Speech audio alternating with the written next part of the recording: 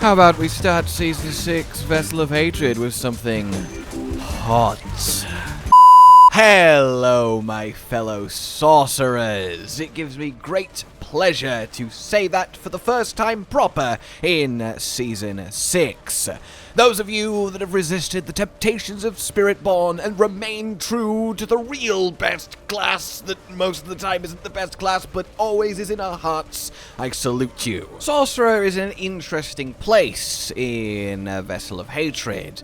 A not too dissimilar meta to Season 5. There's certainly some change-ups, some differences, some really cool things we can do now, and actually some really neat mercenary interactions, and a few experimental builds I'm really excited to eventually bring you. I have been testing everything on the early access version we have been playing, and I think we are in for a real roller coaster with some serious highs and maybe a few lows as we get along. And one thing is sure, we are going to have some serious variety in what we can do this time around.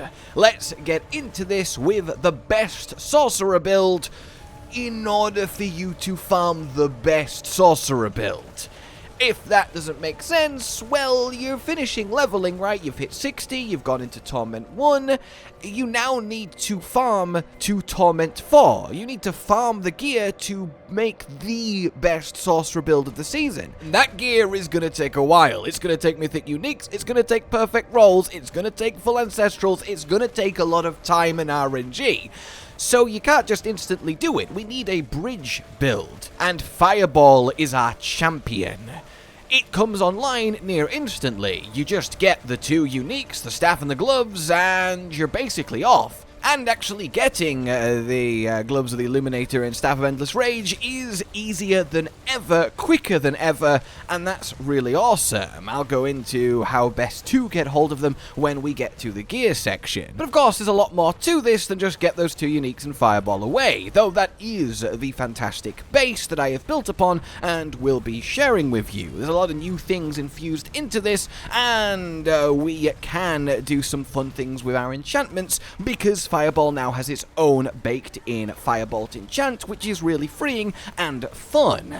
Familiars are making an appearance, and altogether, it just accumulates in a phenomenally powerful build out the box that lets you instantly start tearing through the new endgame of Torment 1, 2, 3, 4 and progress towards, well, your desired perfect min-max endgame build, of which I will be sharing many with you over the coming days and weeks. But we need to get there, so to really kind of hammer the point home, Torment 1 is where our new endgame starts. My Incinerate leveling build that I hope you enjoyed following. If you did, we'll get you into it, no problem. So we then need to get a build online that will get us to Torment 2 and then Torment 3 as smoothly, easily, and as quickly as possible, but also importantly, without too much material investment. You don't want to be wasting time grinding away to perfectly temper and masterwork. You just want to get to Torment 3, which is the sweet spot, and then start farming for the good stuff. And Fireball does this in the way that I have constructed it perfectly. You see, Torment 4 is brutal, and honestly, for the most part, it's not actually that worth being on unless you have something really kind of broken. The 100% resist and 1000 armor loss is very crippling to make up for without mythic uniques, and we're not going to have them again for a while. So the real goal is to get to Torment 3 and then comfortably destroy it, and that's where you're going to do a lot of your farming in these opening weeks, and Fireball is the king of Torment 3. As you can see, very comfortably shredding through your Pit 50, which is your requirement to unlock said Torment 3, and completing it in just under your 5-minute mark. Now, I really need to stress that the build you're seeing do this doesn't have masterworking on anything other than 2 pieces of gear. It doesn't have tempering on anything other than 2 pieces of gear, and on those gear it doesn't even have both tempers. I wanted to keep this as lightweight as possible to prove the point that this is the way to really dominate Torment 3, which is where you want to be. Hell, one of my rings doesn't even have a gem slot, but it really doesn't matter. There is a lot of room to grow in this fireball build if you want to stick with it for longer. It also has a very low gear requirement in terms of like affixes and rolls. Mana solves itself because of Gloves of the Illuminator, and the offensive stats are easy to come by. You don't need a ridiculous amount of cooldown reduction, you just kinda need to go. And that is really what we're looking for in the best build to open the season with, to transition to after leveling, to exist in for the first week or two, or however long it takes you to farm the ridiculous gear requirements of the peak of Sorcerer power in Vessel of Hatred. Though that peak is really interesting, and I really am excited to get into it with you guys, as I say, over the next while. And one of the most important things it can do, again, with very low investment gear, no gem slot, I only have one actual temper, and it's not strictly the ideal one, is farm your Torment 3 bosses in order to get the important uniques for every other build that you will be transitioning into. I really can't overstate how important it is to be able to get to this point with the minimal amount of time and resources invested and exist here. And Fireball, in the way that I am going to present it to you today, is the key to unlock that door. Especially as it should be mentioned, outside of the instant damage it does, you are so tanky. It is so hard to die, especially with the Mercenary choice, but just built in, it's kind of ridiculous. And that's a big deal, because when you're pushing into Torment tiers earlier on, you don't want to just get absolutely deleted. In any case then, yeah, let's go through all things Fireball, and how you can leverage it to have a really successful, smooth farming start to the season as you get into Torment 3 as quickly as possible. And at the moment you're seeing it, just for comparison, handle a Torment 2 unlock pit at 35, which is just hilarious, and get yourself the best start possible. Now, I do need to say that the large majority of this was done on the early access build that we, well, had access to. Now, of course, this was Vessel of Hated Season 6, everything is here, but at the time of me saying this, in a couple of days, there's going to be some patch notes. If anything changes, and we will already know because by the time you're hearing this, it'll have been a while ago now, but if anything needs updating or changing, there'll be a jump cut here to let you know it. So if nothing happened there, then everything is good and you don't have to be concerned. And to add to that, because of said build where we had to start completely fresh, you will actually have 5 more skill points than I do because it reset our renown. So yeah, you will be even stronger than what I'm showing here, which is again just a testament to how good this build is at a foundational level. So without further ado then, let's get into this. Now, I've been making build guides since Season 0 and always started with the skill tree. So I'm going to still start with the skill tree, obviously. 2 points in to Firebolt, but we don't need it. It's just to get to your cause, and in said cause, max out your Fireball, and then you want Enhanced, and then finally Destructive. We want to then fill out your Elemental Dominance. You will mostly always have full mana, because this is got fantastic mana efficiency, so this is just free damage, and then you want Potent Warding. Now, the amount of points you want in Potent Warding depends on how far off making your resist cap you are. Essentially, for me, I need all 15% all resist to make resist cap, but if you were only 10% off, then you can just have 3 points in and spend the points elsewhere, and so on. Then we get ourselves Frozen Orb, over to Enhanced, and then Greater. This is really nice, because Fireball has its own Firebolt enchant built in. With the Burning now, we can use Frozen Orb as our first enchantment. This gives us extra damage from throwing them out, but it also helps and does a lot for our vulnerable uptime, which is lovely. It's also a lot of fun seeing both the frosty and fiery explosions fly.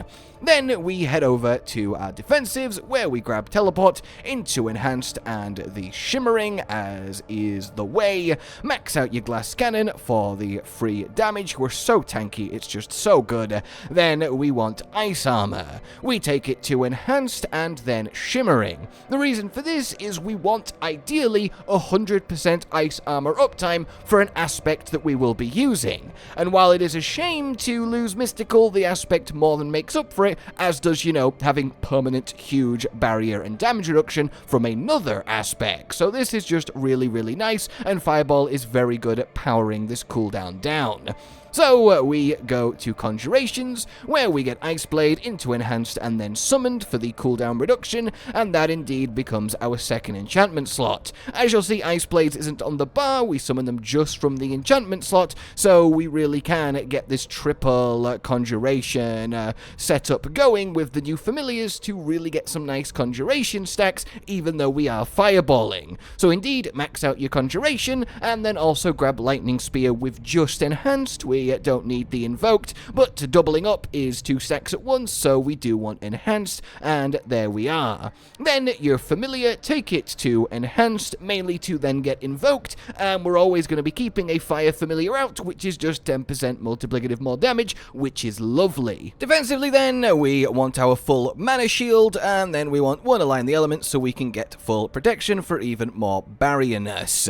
Then we head over to Mastery, where we want 3 out of 3 in Inner Flames, and then 3 out of 3 in Devouring Blaze. Nothing too crazy going on here. The 1 point in Icy Veil I will come back to. Then we get to our ultimates and such, where we instantly want the free 12% cooldown reduction. This is just lovely. We want to grab Unstable Currents, mainly because we'll just be using it as 25% attack speed button that we can keep up very, very often. Eventually it'll be permanently in optimum gear, but even to start with, it's really, really nice.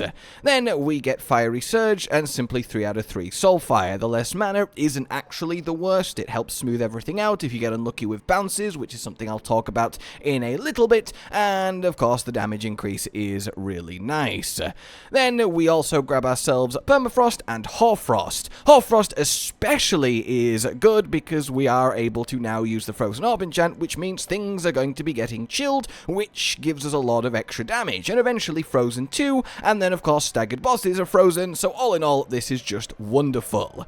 Then for our key passive, we grab the new Enlightenment. Yes, it is better for you than even S's Ferocity, which is, you know, designed for like Fireball and Meteor, but hey, I'm not complaining, this thing is great. The just 25% multiplicative more damage is already looking like it's threatening Esus, but then when we have the combination of all of our cold, lightning, and fire added together, the extra attack speed, and hell, even the mana regeneration, this thing is just absolutely cracked, and I love it in that sense, but it also kind of means that most of these are not going to see a lot of action this season. In any case, yes, Enlightenment is the way. So to go back to the 1 in Icy Veil and why it's only 1, you will have 5 more skill points than me because you will have your full renowned skill points from all the other zone, which I don't currently have here.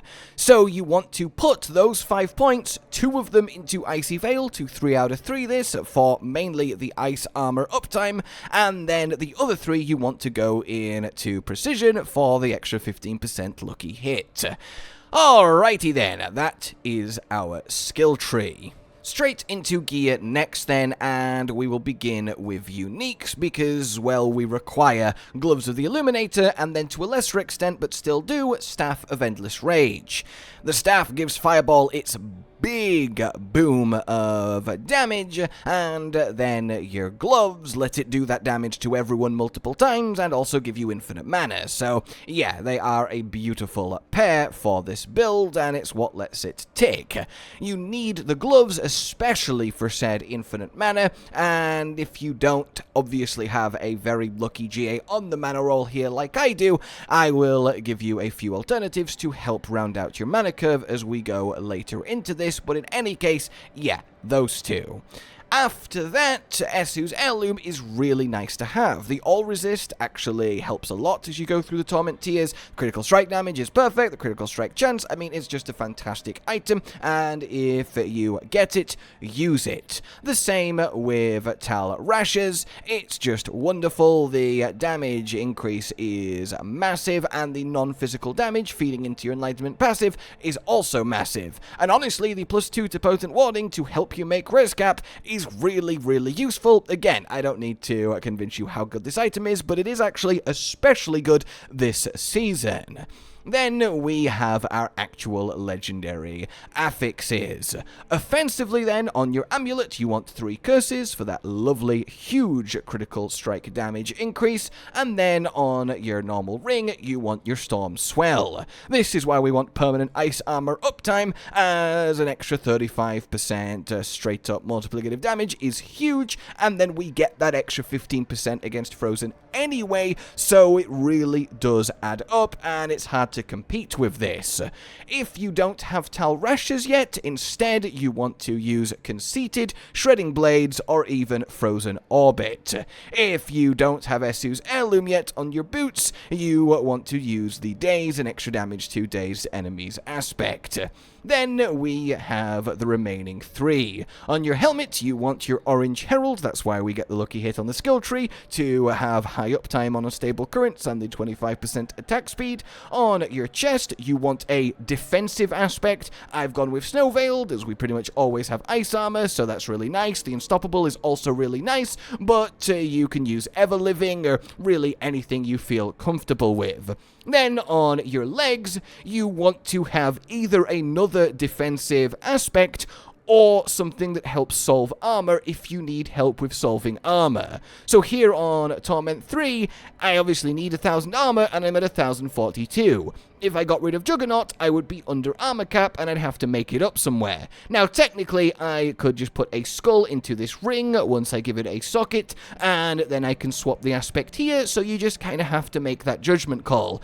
Ideally, though, you want Disobedience, not Juggernaut, as we want to be able to dodge as much as possible to activate the maximum crit chance on Esu's. I've just not changed it. These legs came with Juggernaut. It wasn't a choice, but it did work out. So Disobedience if you need help with armor, if not, a damage reduction aspect like Ever Living. Then for your gems, you want yourself Intelligence in your armor, you want to have a critical strike damage in your weapon, and then in your jewelry you want to either have all resist or armor, depending on what you need. So right here, my resists are at 54 on the most part. If I use a skill, I will go up to almost capped, thanks to Potent Warding, which is why that's how it is, but I could indeed put another all resist in the ring, and then I would reach my extra cap of 80%, but if I got rid of this Juggernaut and preferred a utility or a defensive aspect,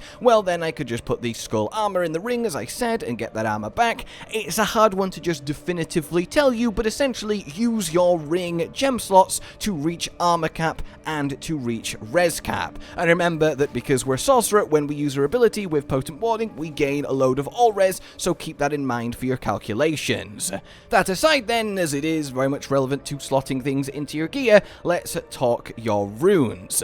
You then want yourself this little combination. Cast a skill with a cooldown and then get critical strike chance, a bit of Yulgar. Because this is a little bit earlier on, we won't have perfect gear, and you therefore won't have 100% critical strike chance. I have 27 at the moment, go up to 55 after using your dodge, and then that extra 20% from Yulgar really does help.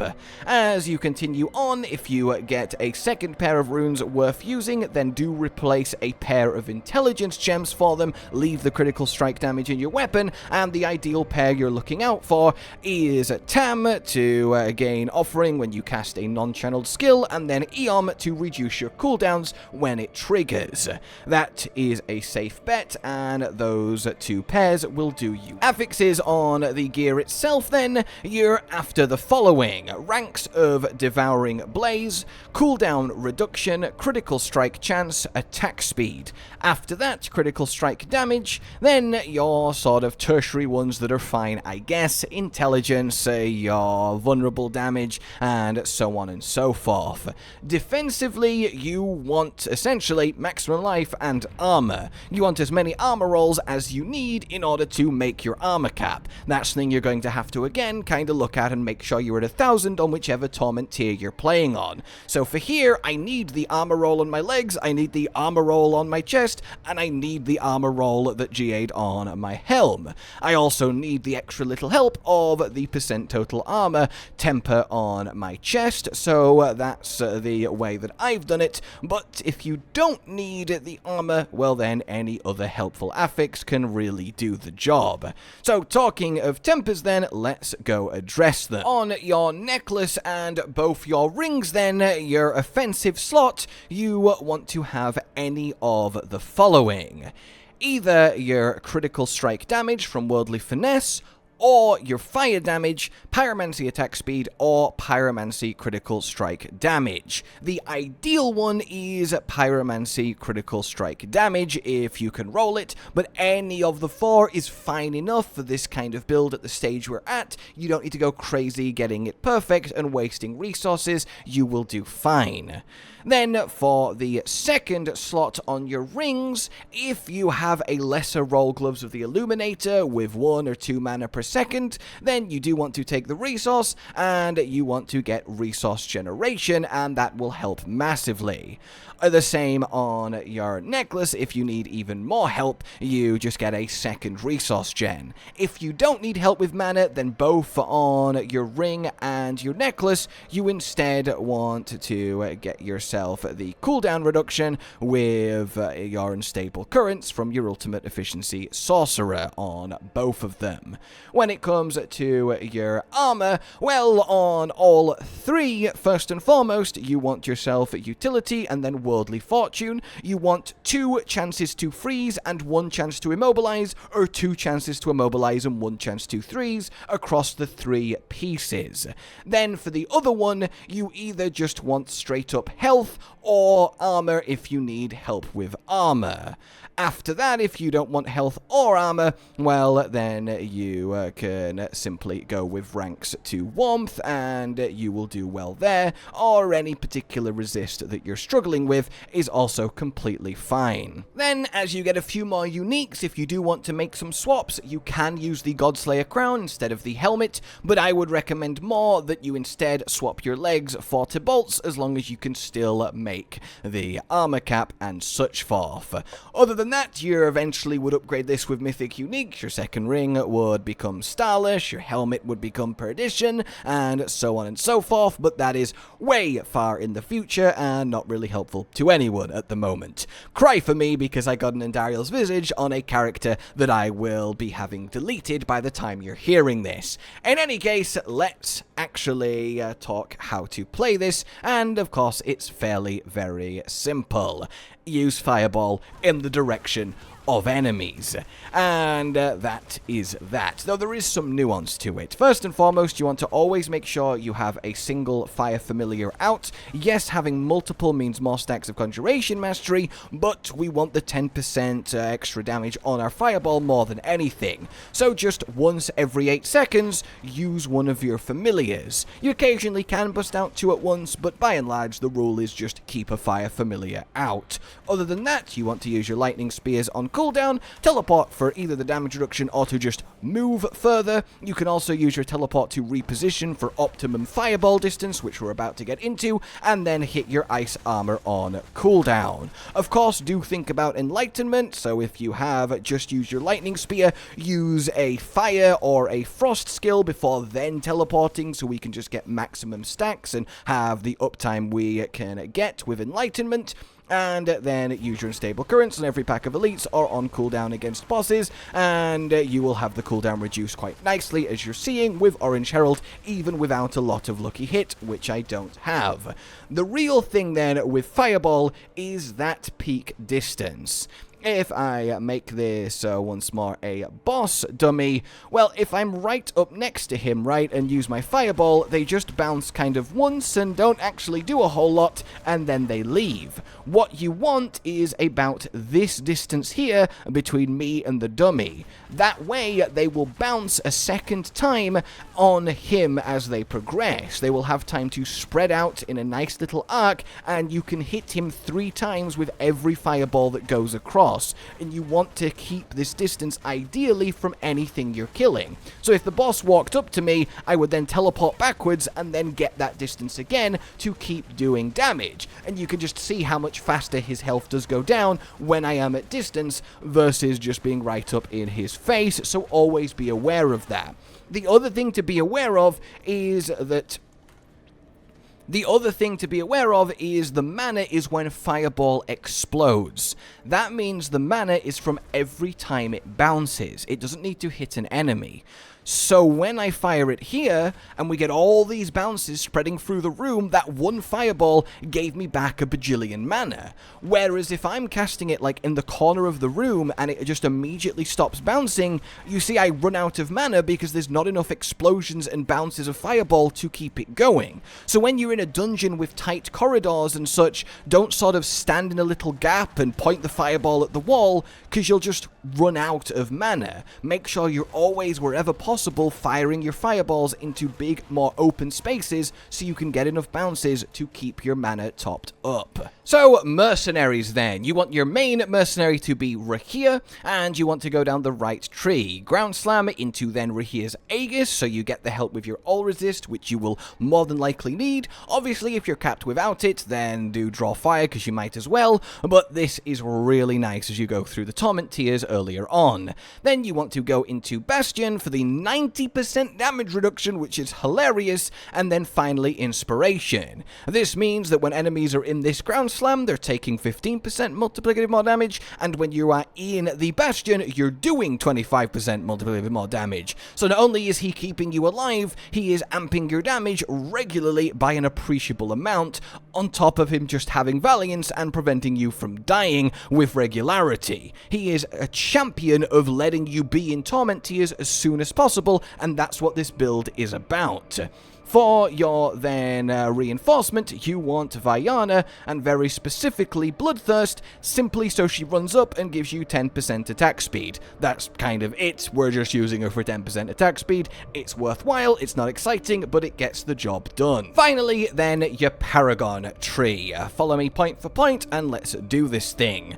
Starting here, we want to initially go right up to Elementalist for the non-physical damage, and grab all the non-physical damage. Remember that 10% non-physical damage actually means 10% more damage with lightning, with cold, and with fire, which in Enlightenment's terms means that when it's active, this node isn't 10% more, it's 30% more, so they are very valuable.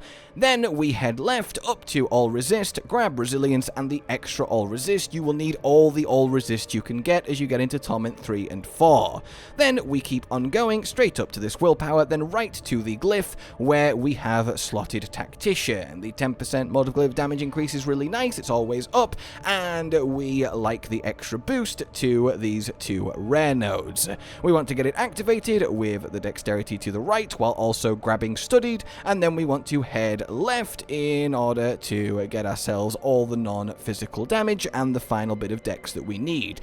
Do note that you won't be able to activate glyphs properly until you at least get them to level 15, which is really easy and quick to do, but it's something that should be said.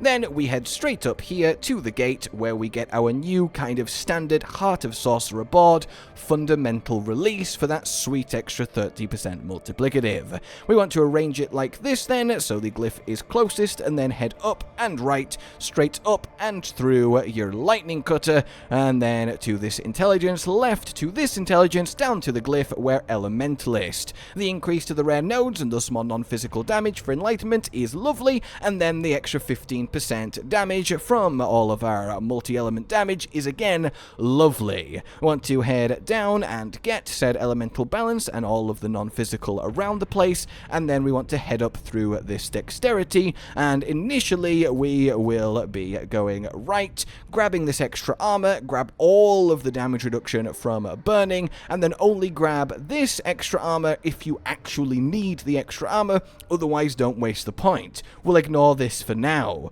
Then we want to head left and up, get the legendary node, then we want to go straight across and get yourself all of this damage reduction from vulnerable enemies alongside electromagnetism. We need as much DR as we can get, especially as you go up through the Torment tiers, so this is really nice to have. Then we go up from the legendary node, initially left into Suffused Resilience, and then get all of this. We want the damage reduction, we want the all resist to elements, we want it all, and that's nice to have. Then head straight right, just get yourself kindling. We can better spend points than these to get to glyphs faster than these little increases, so we just get the big one in kindling, and then head up to the gate for our next board, which is of course going to be, as a fireball build, Searing Heat. If you don't have enough points to get to Searing Heat with this orientation, with the glyph first, then place the board the other way round, and you will come in from this gate here, and you just go straight to the legendary node, as getting the legendary node is the most important thing ASAP. In fact, if you have very little points, then instead of even this first board here, you want to just put Searing Heat on and get this legendary node, but that is unlikely to happen to you.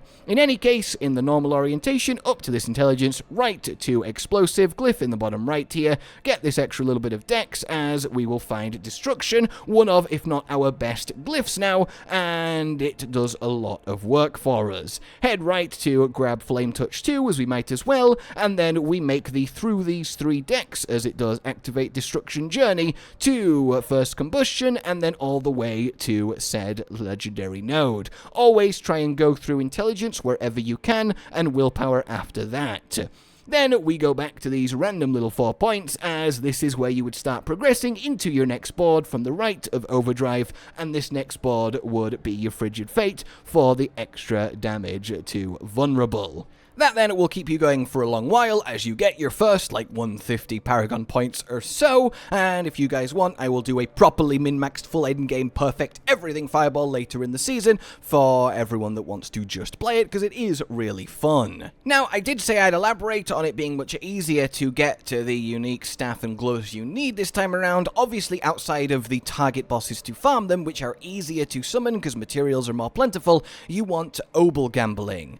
It's really tuned up for unique, so if I go for gloves, I imagine it won't be too long until we have our first unique glove actually show up. Indeed, there we go, already after just using 400 obels. Literally, that is how I got this Gloves of the Illuminator. It was from an obel gambling, and on average you'll get a unique every 400 you spend or so, and because it's target farmed, the pool is fairly small, so this will do quite well for you, and it's what I recommend doing to initially get these two so you can change to this build in Torment 1. And that then, ladies and gentlemen, is that. The initial Fireball build, best as it can be, to get you to Torment 3 and to exist real easy. This is a lot of fun, and indeed Season 6 is a lot of fun. I am really loving it, and as always, loving being Sorcerer. Look out for all the many builds that are yet to be brought to you. There's some really fun stuff and powerful stuff on the horizon. For now, though, like you've enjoyed this, subscribe and hit the bell for more. Consider supporting the future of the channel on Patreon down below, and until we meet again, a goodbye.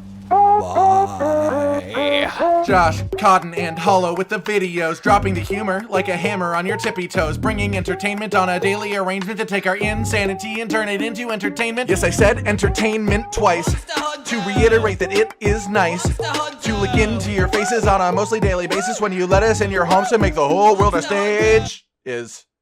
Goodbye.